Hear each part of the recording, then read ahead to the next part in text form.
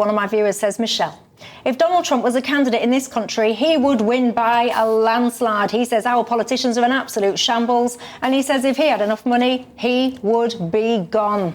Lots of you share that sentiment. Before the break, Layla Cunningham was pointing out Sadiq Khan's constant desire to keep calling people far right, talking about division, making out he wants to unify people while literally also calling people names such as far right. She was asking you whether or not things like wanting control of your borders, etc., is far right. So specifically, Layla, you said to me, is it far right, is it right wing to be in favour of more police? Is it far right to be in favour of securing your borders? No, of course it's not. And this government is trying to deliver on those issues, but they are complicated and they take time. In terms of the demonstrators on Saturday, no, I think the vast majority of them were not far right, but the organisers of that march most certainly were. Tommy Robinson is a convicted criminal, a former football hooligan who is utterly vile. Elon Musk, who was piped into that rally and demonstration, was talking about violence is coming to you, fight back or die, a clear incitement to violence. Now, I would hope... Anyone that watched that full Elon Musk speech, I do need to make this point because Elon Musk is not here to defend himself, of course, is always welcome. When you watch that full 18-minute speech, he wasn't telling people to get out and get your pitchfork and start stabbing each other up the backside. He was talking about rallying around and fighting against the changes I respectfully disagree. I think his words have got meaning, and I think they were inciting people to commit violence. But in terms of, and you know, I would hope that Reform would distance themselves from the organisers of that demonstration. We'll wait to see if that's the case. But in terms of Sadiq... Why? Why do they have to do that? Why? Because we want respectable politicians who believe in the rule of law in this country, not people who are prepared to support a baying mob and people like Tommy Robinson. However, hold on, let me come to You have spoken, but go on. And you've spoken for an awful long time, so let me come to the point about Sadiq Khan. I think his criticisms are valid, but this is not the time to make them about Donald Trump, and I think it is grandstanding and it is unhelpful during a state visit when we should be seeking to persuade and negotiate with Trump. Using the internet without a VPN, a virtual private network, is a bit like taking to the road without car insurance. All it takes is one unlucky moment to cost you a lot of cash. This video's sponsor is Private Internet Access. They are the VPN to help keep you safe. Click the link in the description below to find out why over 30 million people have downloaded PIA to protect themselves online. A virtual private network is an app that hides your IP address and helps keep your data private. When you're browsing the internet at home, you give up a large amount of data to businesses, to shops, and indeed to social media giants too. Hackers have the ability to steal your personal data with ease, including sensitive information such as passwords, keystrokes, and even your personal photos. Private Internet Access helps protect your personal data by encrypting your internet connection to keep your data out of the hands of cyber criminals.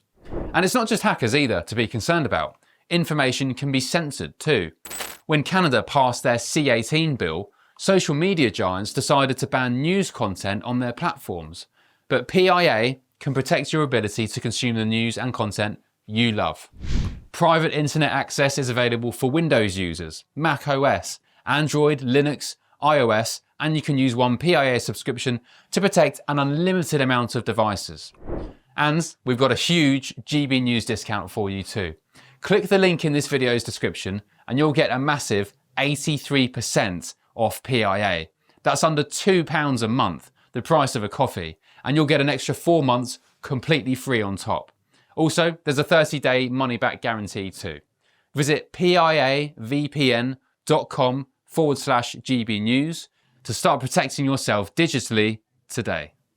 Bill, so Sadiq Khan wasn't only vocal about Trump. He called the people on that march far right and dangerous, and he said minorities felt threatened walking in the streets, and they were a threat. I'll tell you what's the threat. It's no policing, it's cutting stop and search, it's every mother, every woman, every teenager walking down the street and worried they're going to be raped, mugged, every shop suffering shoplifting every half an hour. That's the real threat. And again, I'm going to ask you, you seem to agree that fighting for borders, fighting against illegal migrants who come here to sexually assault our girls, fighting for more police, fighting for more accountability from our politicians is not far right. So I'm going to come to a question at the end.